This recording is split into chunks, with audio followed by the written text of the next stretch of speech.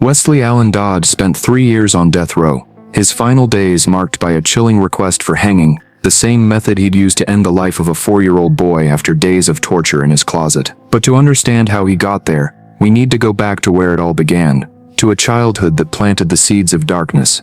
Smash that subscribe button as we dive into their dark stories, and let us know in the comments where you're watching from. Westley Allan Dodd was born on July 3, 1961, in the small town of Tappenish, Washington, a rural area known for its farms and Yakama Indian Reservation. As the oldest of 3 children, he entered a family already strained by tension. His father, Jim Dodd, worked long hours at a local cannery, while his mother, Carol, managed the home. But their marriage was far from stable. Frequent, heated arguments filled the house, creating an atmosphere of emotional chaos. Dodd later described feeling neglected and unloved, especially after his younger brother arrived, just 11 months later in 1962, followed by a sister years after. He claimed his parents' focus shifted to the new siblings, leaving him isolated and craving attention. Though there were no reports of physical or sexual abuse directed at him, the constant discord took a toll. His father even attempted suicide once, deepening the family's instability. Growing up in this working-class environment,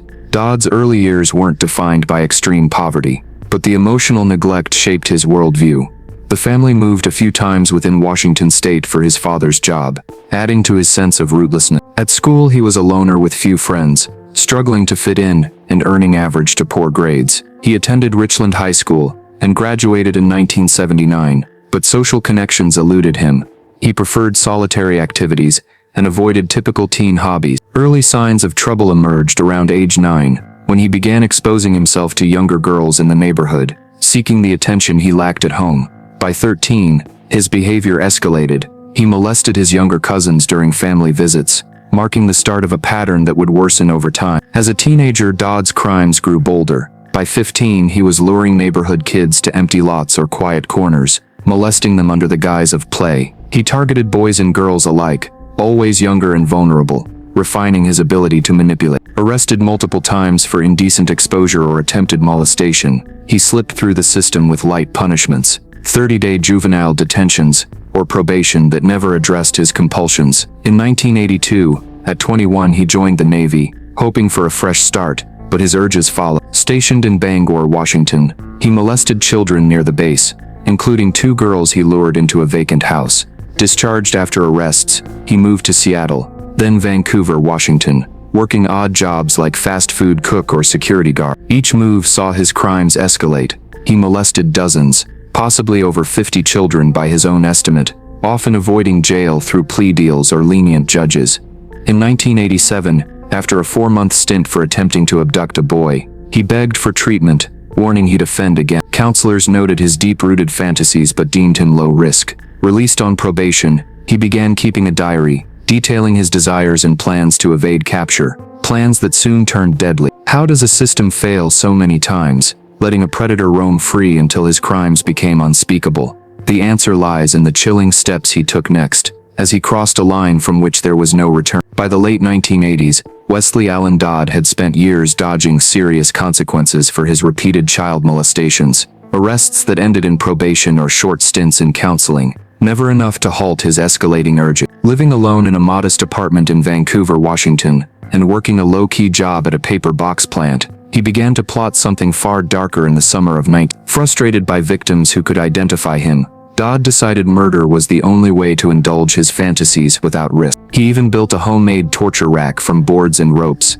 testing it on himself as he daydreamed about his next target. This chilling shift from predator to killer set the stage for a horrifying autumn, where innocent play turned into unimaginable tragedy, leaving families shattered and communities gripped by fear. What drove a man to cross this final line? And how many lives could have been saved if his earlier cries for help or warnings had been heeded? Dodd, then 28, spotted 2 brothers, Cole Neer, 11, and his younger sibling William Billy Neer, 10, riding their bikes carefree through the park's path. Approaching them with a friendly smile, he lured the boys into a secluded wooded area nearby, with a lie. He needed help building trails and would pay them $50. He ordered the brothers to drop their pants, tied their hands with shoelaces, and sexually assaulted them one by one. Panic set in as the boys realized the danger. Cole tried to fight back, but Dodd pulled out a knife. He stabbed Billy first in the abdomen, then Cole in the chest as he screamed for help. Billy, bleeding heavily, broke free and staggered a few steps before Dodd caught him and stabbed him again in the side. Both boys collapsed, their young lives ending in agony on the dirt, surrounded by the indifferent rustle of leaves. The scene was a parent's nightmare, two vibrant kids out for a holiday adventure, reduced to lifeless bodies in a place meant for joy. The emotional toll was devastating. The Neer family, already close-knit, was torn apart by grief, with their father discovering the bodies later that day, while searching the park, a sight that haunted him forever. How could a simple bike ride end in such brutal silence, robbing a community of its sense of safety?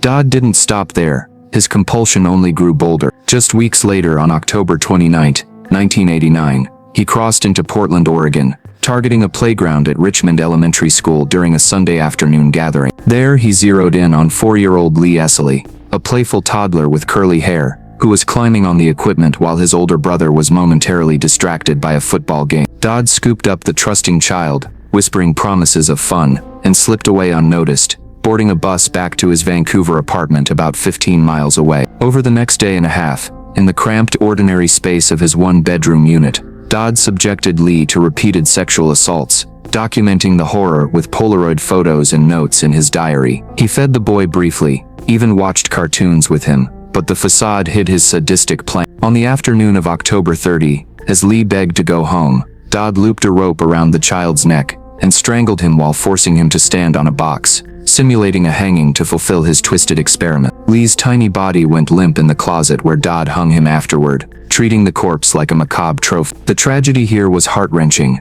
A little boy, full of curiosity and innocence, stolen from his family's side and enduring terror no child should know, leaving his parents in endless anguish, replaying the what-ifs of that fateful playground moment. What kind of void does such evil create in a mother's heart, knowing her son's last hours were filled with confusion and pain? For the Neer brothers, he simply wiped his knife, pocketed it, and walked away from the park, leaving their bodies partially hidden in the underbrush. He returned to his apartment, washed up, and went about his evening routine, even noting the killings in his diary with detached pride. The boy's father, out searching when they didn't come home, stumbled upon the gruesome scene that same afternoon, alerting police immediately. For Lee Iseli, Dodd kept the body hanging in his closet overnight on October 30, photographing it and writing about his satisfaction. The next day, October 31, he bundled the remains in trash bags, drove to a remote brushy area near Vancouver Lake, and dumped them, weighing the body down with rocks in hopes it would sink or stay hidden. He then cleaned his apartment meticulously, destroying some evidence but keeping his incriminating diary and photos as keepsakes. In the weeks that followed, Dodd continued his job and daily life, scouting for more victims and refining his plans, oblivious to the mounting panic in the region as news of the missing child and the park murders spread. The Neer crime scene yielded shoelaces used as bindings, knife wounds consistent with a single attacker, and witness descriptions of a man seen in the park, but no immediate suspect. Lee's disappearance sparked a massive search, with flyers and media pleas from his desperate parents, but his body wasn't found until later. The turning point arrived on November 13, 1989, when Dodd tried to abduct a 6-year-old boy from the men's bathroom at the Liberty Theater in Camas, Washington, during a movie. The child screamed and resisted, alerting the theater manager's boyfriend, William Ray Graves, who chased Dodd down in the parking lot and held him until police arrived. Initially arrested for attempted kidnapping, Dodd cracked under questioning that night, confessing to all 3 murders in chilling detail. He led detectives to Lee's body near the lake, where it was recovered on November 14, confirming the horror with rope marks and signs of assault. At his apartment, searches uncovered his diary, pages filled with graphic accounts of the crimes, fantasies and even sketches of torture methods, along with the photos of Lee, the knife from the Neer stabbings, and the makeshift rack. These items, combined with his voluntary confession and matching witness statements, sealed his fate. But as justice closed in, questions lingered. How had the system let him slip through for so long? And what hidden warnings in his past might have prevented this nightmare? The answers would unfold in a trial that shocked the nation, but the scars on the victims' families remained forever raw. His initial defense leaned toward a not guilty plea, with lawyers hinting at legal insanity rooted in his troubled past, but they presented no witnesses or hard evidence to back it up. Dodd quickly undermined this strategy himself, changing his plea to guilty against their advice, driven by a twisted belief that death was his only cure. How could a man so eager to die convince a court to grant his wish? And what did it reveal about the limits of rehabilitation for someone like him? Key moments included the prosecution's chilling presentation, They read aloud from Dodd's diary, where he coldly described his fantasies in the murders as experiments, and displayed Polaroid photos of little Iseli bound and terrified in his apartment. These exhibits painted Dodd not just as a killer, but as a remorseless sadist who planned every step. During the penalty phase required for capital cases even after a guilty plea, a jury of 12 heard mitigation attempts from the defense, touching on Dodd's neglected childhood and prior cries for help that went unheeded by the system. But Dodd took the stand himself, delivering a bombshell testimony that sealed his fate. He bluntly told the judge and jury he'd do anything to escape prison, even kill guards and resume hunting children if spared. "I must be executed before I have an opportunity to escape or kill someone else," he stated in a court brief, adding that if he escaped, "I will kill and rape again, and I will enjoy every minute of it." This self-sabotage shocked everyone. Why would someone fight for their own end? And did it expose flaws in how society handles predators who admit they're beyond save? The jury, horrified and convinced, deliberated for less than 3 hours before returning a verdict, recommending the death penalty on July 4. The next day, July 15, 1990,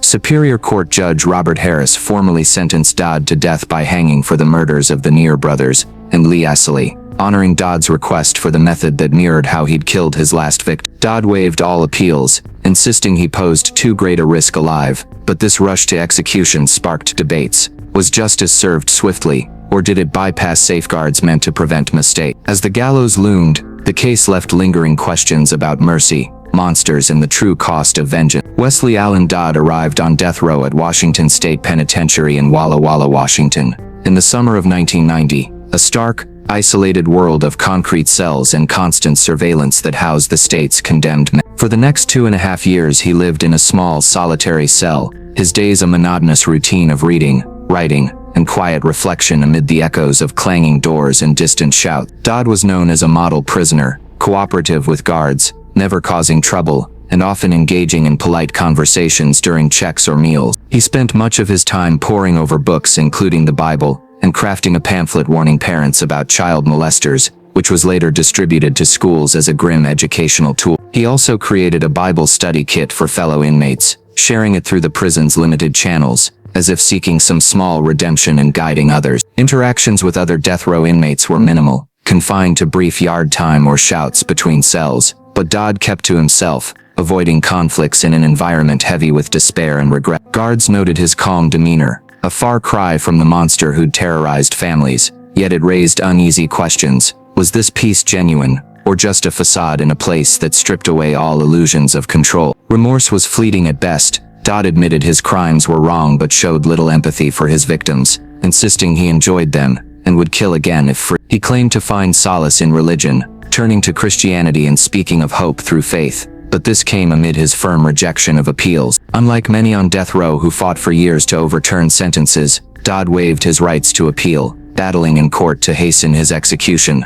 arguing he was too dangerous to live. The Washington Supreme Court reviewed his death sentence anyway as required by law, but upheld it, leaving him in limbo as legal battles dragged on against his wishes. In this cold, unforgiving space, Dodd's time forced a mirror to his soul. Did the weight of isolation finally crack his defenses, or did it only confirm the darkness within, reminding us that some evils defy easy reform, while the victims' families waited for closure that might never fully come? On January 5, 1993, Dodd's final day began quietly in the early morning hours at the penitentiary, where he awoke around dawn in his cell, perhaps reflecting on the end he'd long sought. He spent the morning and afternoon meeting with visitors, his parents' brother, attorneys, and a chaplain, sharing subdued conversations and farewells in a supervised room heavy with emotion. No outbursts or pleas, just a resigned acceptance, as the clock ticked down. For his last meal served around 6 p.m., Dodd requested broiled salmon, fried potatoes, mixed vegetables,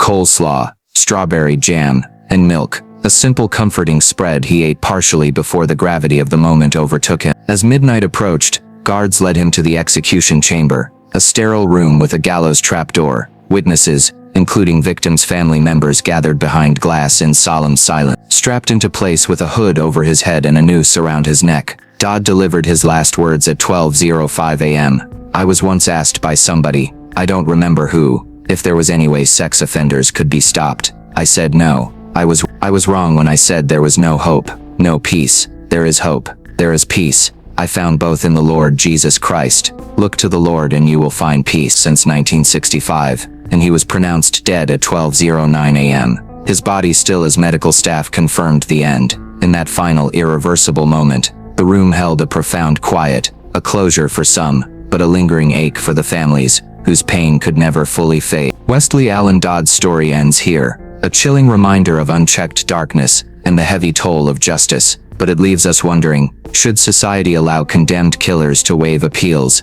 and hasten their own deaths, or does that risk undermining safeguards against wrongful execution? Let me know your thoughts in the comments below, and if this gripped you, hit like and subscribe for more deep dives into true crime's toughest cases.